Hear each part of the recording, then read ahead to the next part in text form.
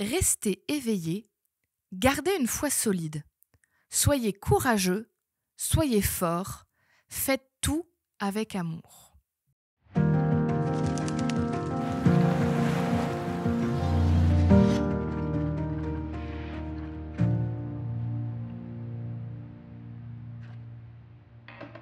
Il n'y a pas longtemps, il y a une émission qui passait où ils avaient fait un test, ils faisaient venir des enfants et ils leur laissaient le choix. Ils savaient qu'ils allaient avoir un très beau cadeau, mais on leur disait le très beau cadeau. Alors avant ils avaient répondu à un certain nombre de questions, etc. Ils l'avaient mérité, ils avaient bossé pour l'avoir. Et donc, récompense. Et on leur disait tu as le choix. C'est un beau cadeau pour toi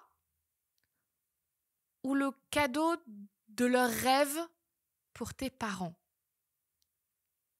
Donc, par exemple, si l'enfant avait dit moi, mon rêve, ce serait d'avoir un camion de pompiers, on lui dit tu peux avoir le camion de pompiers. Ou alors, le rêve de tes parents, c'est d'aller faire un voyage au Canada. Tes parents pourront avoir le voyage au Canada. C'est toi qui choisis entre les deux.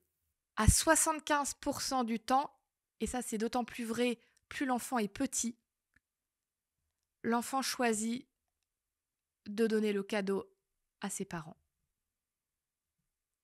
Et ça, je trouve ça hyper encourageant. Tu sais, aujourd'hui, je trouve que les gens, ils font comme si être aimant, être désintéressé, être gentil, c'était un peu nul, un peu niais. Vaut mieux être malin, un peu retors comme ça, capable de tricher un peu pour arriver à ses fins, d'être un peu dur. Tu le vois même dans, je sais pas moi, les dessins animés de mon enfance, on dit les princesses, elles étaient un peu trop gentilles. On veut qu'elles soient plus fortes. Alors c'est très bien, hein, des femmes fortes. Mais pourquoi, pourquoi ce serait mal qu'un personnage, garçon ou femme, on s'en fiche, soit gentil?